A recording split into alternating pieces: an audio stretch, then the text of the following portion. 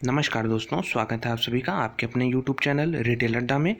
अगर दोस्तों आप चैनल पर नए हैं तो चैनल को सब्सक्राइब जरूर करें स्टॉक मार्केट से रिलेटेड जेन्युइन इन्फॉर्मेशन पाने के लिए। तो दोस्तों ये देखिए 5 तारीख का आज का एक नोटिस है और यह है IDFC फर्स्ट बैंक के ऊपर। तो इन्होंने जो Q2 ख़त्म हुआ है 30 सितंबर को, उससे रिलेटेड अपडेट दिए हैं।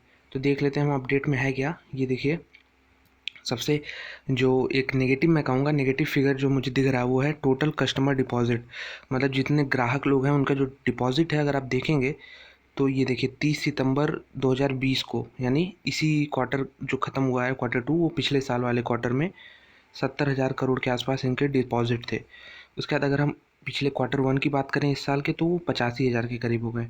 लेकिन अब 85 से थोड़ा सा ये देखिए कम हो गया, 84 हो गया, तो -1.30 का देखा गया है। और अभी तक तो ऐसा जितने भी हैं बैंकिंग में जितने भी स्टॉक्स हैं उसमें से इकलौता ऐसा स्टॉक है जिसमें ये चीज़ देखने को मिल रहा है कि कस्टमर डिपॉजिट ही कम हो गया क्वार्टर टू क्वार्टर। तो ये काफ़ी नेगेटिव साइन है।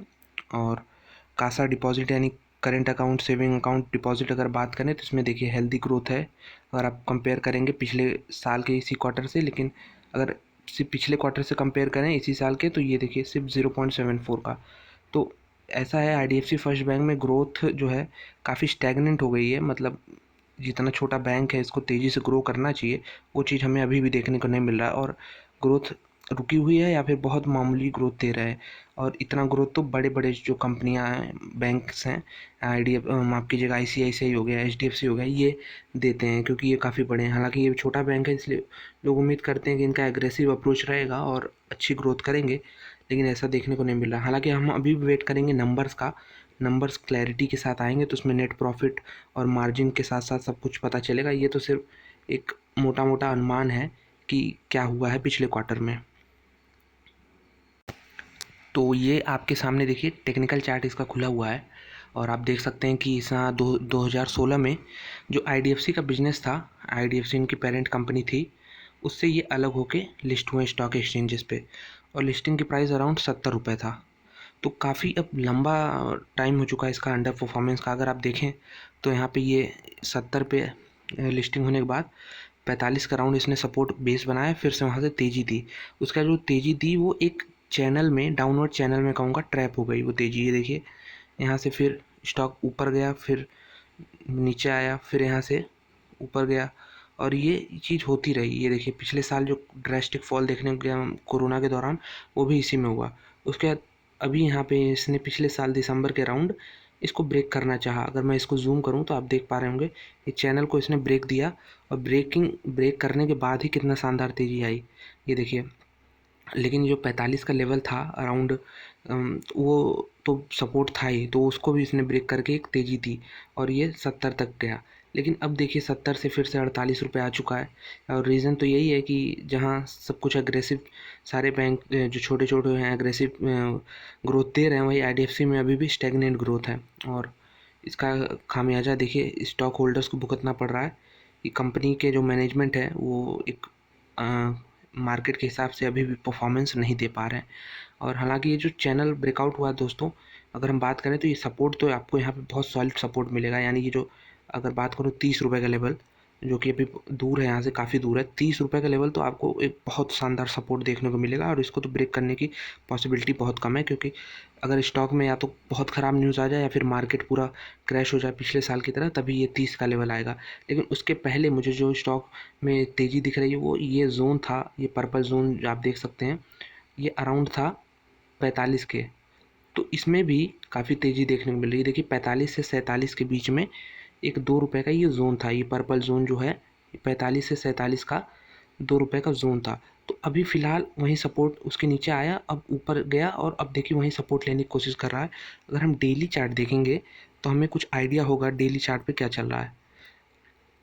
तो अगर डेली चार्ट में अगर हम एक साल का व्यू देखें तो एक हमें पता चलेगा कि ये जो जोन है इसमें देखिए कितना शानदार इसने रिस्पेक्ट दिया है पहले भी।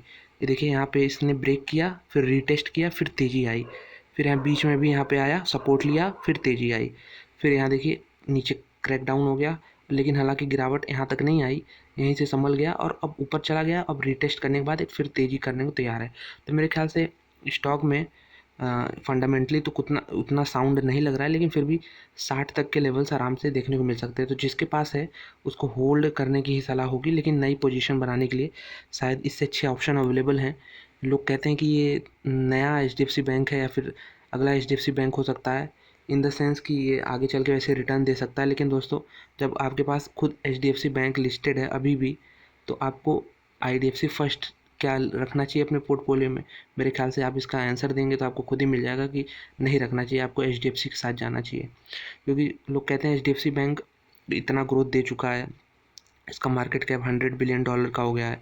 तो दोस्तों, यहाँ से भी इसमें इंडियन इकोनॉमी की साइज़ देखते हुए और सब कुछ ग्रोथ देखते हुए ये 100 बिलियन 500 बिलियन भी होने में कोई वो हर्ज नहीं है इसमें, और ये 500 बिलियन भी होगा यानी 5 गुना हो जाएगा। वहीं इस तरह के छोटे मझोले बैंक देख रहे हैं आप कितना स्ट्रगल कर रहे हैं अपना मार्केट शेयर बचाने के लिए और अच्छी ग्रोथ देने के लिए। वहीं जो बड़े बैंक हैं वो मैं कहूँगा इनका मार्केट शेयर आगे चल के ईट कर जाएंगे। तो आपको अगर बैंकिंग सेक्टर से कोई स्टॉक्स लेने हैं तो सबसे पहले तो आईसीआईसीआई बैंक, फिर एचडीएफसी बैंक, और तीसरा होगा कोटक बैंक। तो और चौथा अगर बात कर लें तो एसबीआई भी हो सकता है। ये 4 लिस्ट हैं। इसके अलावा तो आपको कुछ देखना ही नहीं चाहिए कि ये बैंक ₹50 का है तो मैं ले लूँगा, ये 100 का है तो मैं ले लूँगा, क्योंकि आने वाले दोस्तों 20-25 सालों में ये चारों बैंक ही रहेंगे। ऐसा इंडिकेशन भी अभी कुछ दिन पहले हमारे फाइनेंस मिनिस्टर निर्मला सीतारमण ने दिया था कि हम देश में सिर्फ 4 बड़े बैंक रखना चाहते हैं। तो बहुत सारे लोग उसमें समझते होंगे कि 4 पीएसयूज़ की बात कर रही हैं, यानी SBI, BOB, PNB, Canara bank, इस तरह के। लेकिन आपको बता दूं दोस्तों, किसी भी बढ़िया इकोनॉमी के लिए जो ग्रोथ देती है आगे चल के, उसमें 4 सॉलिड बैंक होते हैं, और 4 में मेरे ख्याल से एसबीआई रहेगा। एसबीआई में ही सारे पीएसयूज़ हो सकते हैं आगे चल के मर्ज हो जाएं, और ये तीनों बैंक आईसीआईसीआई, कोटक और एचडीएफसी तो हमेशा के लिए रहेंगे। तो ये चारों का फोकस रहना चाहिए आपका हमेशा। और अगर बैंकिंग सेक्टर में आपको एक्सपोजर लेना है तो इन्हीं चारों पे ध्यान देना चाहिए। क्योंकि अगर आप देखें तो पीएसयू बैंकों की संख्या 20 के करीब थी, उसको मर्ज करते करते बहुत कम कर दिया, 8 कर दिया, और अब सीतारमण जी ने कहा है कि 4 कर देंगे। तो 4 दोस्तों, ये पीएसयू बैंक तो होंगे, लेकिन वो 4 से फिर 1 भी हो जाएंगे। आप बीओबी, पीएनबी जैसे स्टॉक से बिल्कुल वेल्थ जनरेट नहीं कर पाएंगे। आप उनका चार्ट देखेंगे लॉन्ग टर्म का तो आपको खुद रियलाइज़ हो जाएगा। इस तरह के बैंक जब ग्रोथ दे रहे हैं, एचडीएफसी, कोटक, आईसीआईसीआई, और कुछ हद तक एसबीआई भी कह लें, देश का सबसे बड़ा बैंक है, हालांकि चौथे नंबर पर रखूँगा लिस्ट में। तो जब ये तीनों ग्रोथ दे रहे हैं तो आपको ऐसे स्टॉक्स में जाने की क्या ज़रूरत है, रिस्क लेने की इतनी क्या ज़रूरत है? क्योंकि दोस्तों, जो बड़ा प्लेयर है वो और बड़ा और स्ट्रांग होता जाएगा, इसमें कोई डाउट ही नहीं है।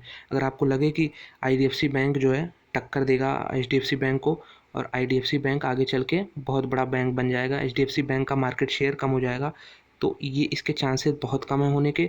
जबकि इसके चांसेस ज़्यादा हैं कि आईडीएफसी फर्स्ट बैंक आगे चल के अपना मार्केट शेयर जितना भी थोड़ा है वो और लूज़ करके या किसी बैंक में मर्ज हो जाएगा, या फिर इनका ऑपरेशन सही नहीं चलेगा। तो इस चीज़ के चांसेस बहुत ज़्यादा हैं, और एचडीएफसी बैंक का ये मार्केट शेयर खा जाए और अपना अगला एचडीएफसी बैंक बन जाए, ये इसके चांसेस मैं कहूँगा कि 0.1% है। और एचडीएफसी बैंक इनको या फिर अपने मर्ज कर ले, या फिर इनका पूरा जितना छोटा बिजनेस है 1% 2% मार्केट शेयर जो भी है उसको खा जाए, वो मैं कहूँगा 99.9% चांस है। तो आप खुद देखिए आप किस साइड में रहना चाहेंगे, इधर कि इधर। तो वीडियो इसी से रिलेटेड था कि बैंकिंग सेक्टर से सिर्फ 4 नाम होने चाहिए आपके लिए: कोटक, आईसीआईसीआई, एचडीएफसी एंड ये हुआ एसबीआई, अगर पीएसयू में रहता है तो। वीडियो देखने के लिए दोस्तों बहुत बहुत धन्यवाद। वीडियो पसंद आई हो तो दोस्तों लाइक ज़रूर करिएगा। आपका एक लाइक मेरा मोटिवेशन और इनकरेजमेंट बढ़ाता है। तो चलिए मिलते हैं आपसे अगले वीडियो में, तब तक जय हिंद।